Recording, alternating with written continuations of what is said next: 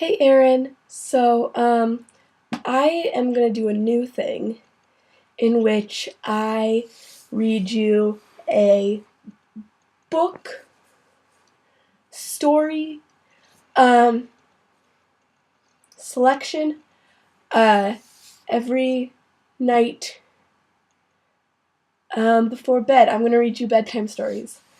Um, and so tonight we're gonna do the sleep book because I love Dr. Seuss and I get a pick. So, here. So this book is to be read in bed. I'm close enough to a bed. You should be in bed. Um, I'm going to apologize beforehand because A, I am sick, so my voice probably sounds a little weird. B, I will probably stutter a lot through this, and I'm not going to edit it or do multiple takes because I'm lazy and you don't care. I don't think there's anything else I need to warn you about in advance. So, The Sleep Book by Dr. Seuss, aka Theodore Geisel. The news just came in from the county of Keck that a very small bug by the name of Van Veck is yawning so wide you can look down his neck. This may not seem very important, I know, but it is, so I'm bothering telling you so. There he is, Van Veck. A yawn is quite catching, you see, like a cough. It takes just one yawn to start other yawns off. Now the news has come in that some friends of Van Veck's are yawning so wide you can see down their necks. At this moment, right now, under 7 more noses, great yawns are in blossom. They're blooming like roses. And here you see those yawns. Is this working? I don't know. We're gonna keep going. No, we're not. And we're back. Did we ever leave? Who knows? Anyways. Yes. Noses, you can see down them. The yawn of that one little bug is still spreading. According to the latest reports, it is heading across the wide fields through the sleepy night air, across the whole county, toward every which where. And people are gradually starting to say, I feel rather drowsy. I've had quite a day.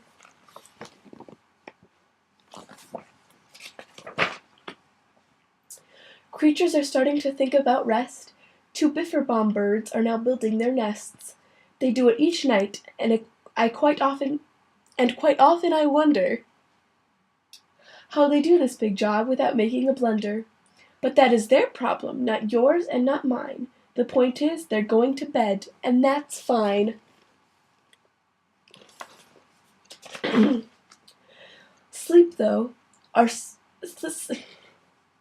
sleep thoughts are spreading throughout the whole land. The time for night brushing of teeth is at hand. Up at Herkheimer Falls, where the great rivers rushes and crashes down crags in great gargling gushes, the Herkheimer sisters are using their brushes. Those falls are just grand for tooth-brushing beneath, if you happen to be up that way with your teeth. I'm assuming you always have your teeth with you. The news just came in from the castle of Krupp. The lights are all out and the drawbridge is up. The old drawbridge jar just said with a yawn, my drawbridge is drawn and it's going to stay drawn till the milkman delivers the milk about dawn. I'm going to bed now, so nobody better come around with a special delivery letter.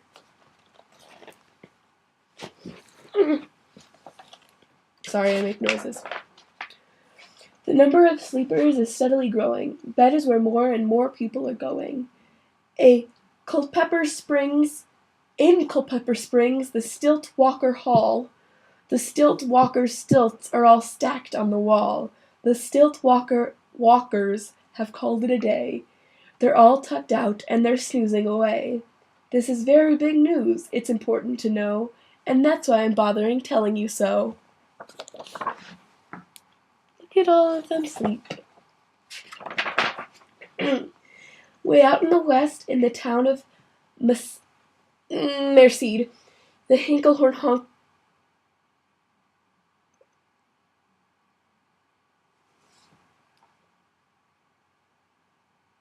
Merced? Merced. Way out west in the town of Merced. The Hinklehorn Honking Club just went to bed.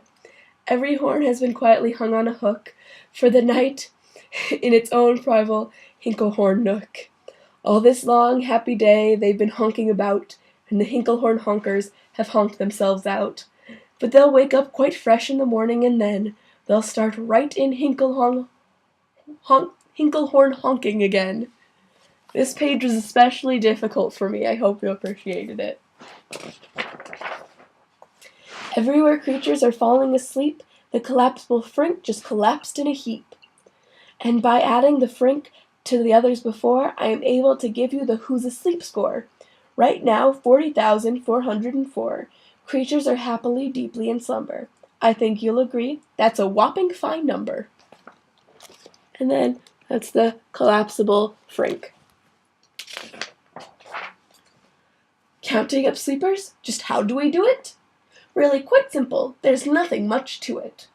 We find out how many, we learn the amount, by the audio-teleo-tallyo count.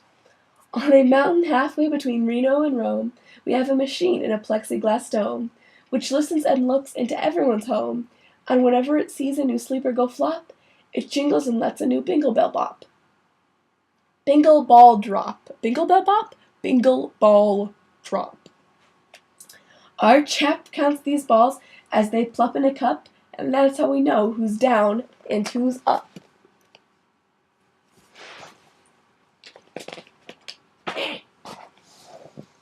Do you talk in your sleep? It's a wonderful sport. I have some news of this sport to report. The world champion sleep talkers, Joe and Mo Redzoff, have just gone to bed and they're talking their heads off. For 45 years now, each chattering brother has babbled and gabbled all night to each other. They've talked about laws, and they've talked about gauze, and they've talked about paws, they've talked about flaws, and they've talked quite a lot about old Santa Claus.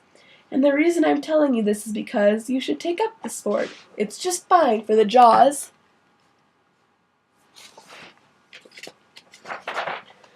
Do you walk in your sleep? I just had a report of some interesting news of this popular sport. Near Finnegan Fen, there's a sleepwalking group, which not only walks, but it walks a la hoop. A la hoop. That's a fun word. Every night they go miles. Why they walk so much length, they have to keep eating to keep up their strength. So every so often, one puts down his hoop, stops hooping, and does some quick snooping for soup. That's why they're known as the Hoop Soup Snoop Group.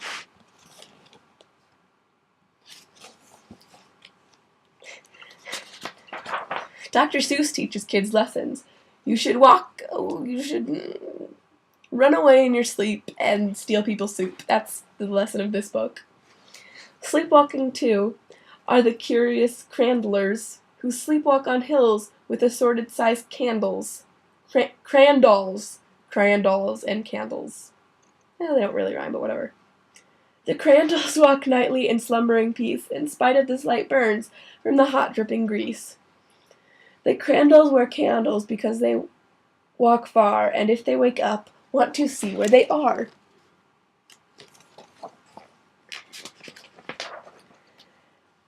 Now the news has arrived from the Valley of Vale that the Chippendale Mupp has just bitten its tail, which he does every night before shutting his eyes. Such nipping sounds silly, but really it's wise. He has no alarm clock, so this is the way he makes sure that he'll wake at the right time of day. His tail is so long he won't feel any pain till the nip makes a trip and gets up to his brain. In exactly 8 hours the Chippendale Mupp will at last feel the bite and yell ouch and wake up. The Chippendale Mupp. Mr. and Mrs. J. Carmichael Cox have just gone to bed near the town of Fort Knox. And they, by the way, have the finest of clocks. I am not at all sure that I quite understand just how the thing works with that one extra hand, but I do know this clock does one very slick trick. It doesn't tick-tock. How it goes is talk-tick. So with its ticks and its talker and its talks and its ticker, it saves a lot of time, and the sleepers sleep quicker. And now I have to plug in my computer, because it's about to die, and I don't want that to happen in the middle of this video. The sleepers are sleeping quicker.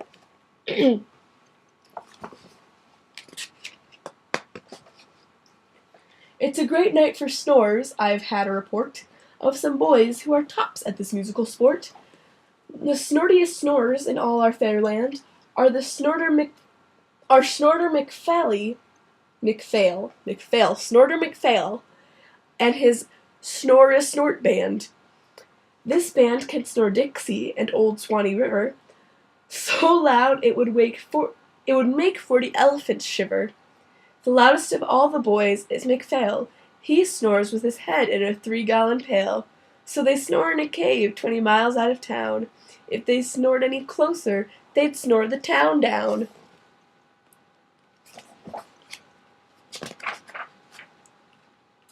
Do you know who's asleep? In Funa Laguna, the very nice Funa Laguna baboona. We've added them into our Who's Asleep count, which has grown to a really amazing amount. Exactly 8,880,000 creatures are sleeping now. Isn't that great?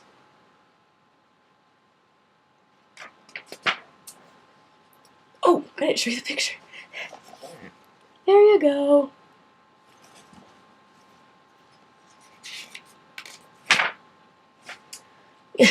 A Jed is in bed, and the bed of a Jed is the softest of beds in the world, it is said.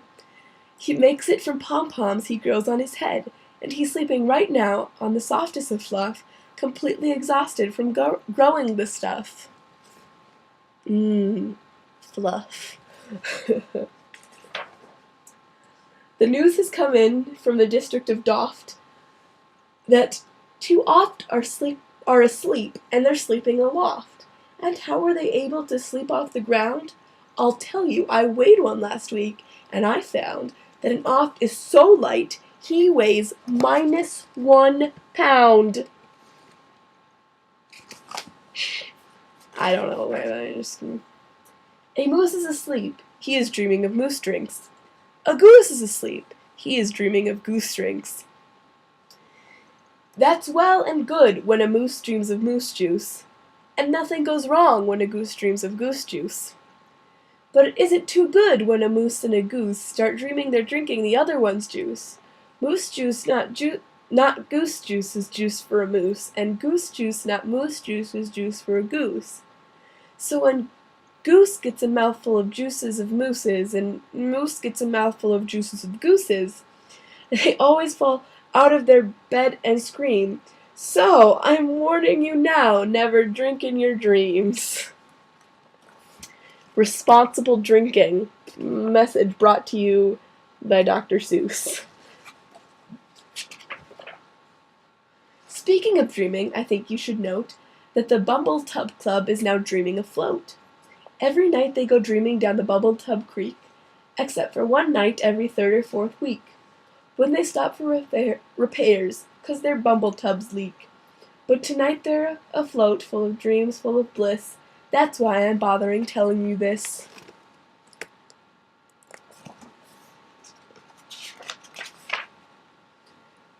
At the fork of a road in the valley of the Vode, 5 foot-weary salesmen have laid down their load.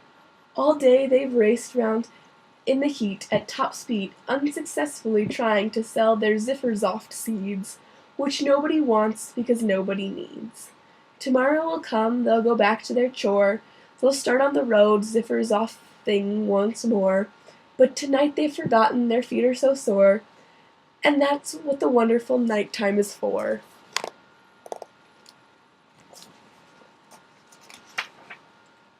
Everywhere creatures have shut off their voices. They've all gone to bed in the beds of their choices. They're sleeping in bushes, they're sleeping in crannies, some on their stomachs and some on their fannies.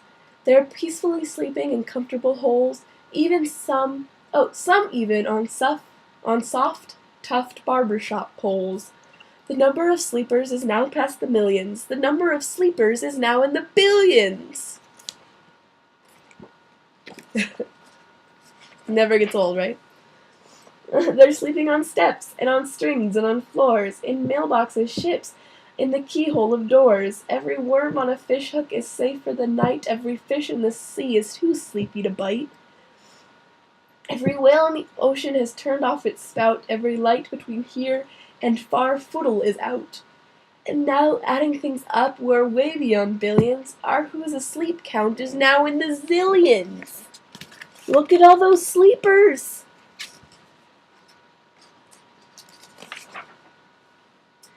99,9,000,000,002 creatures are sleeping. So how about you?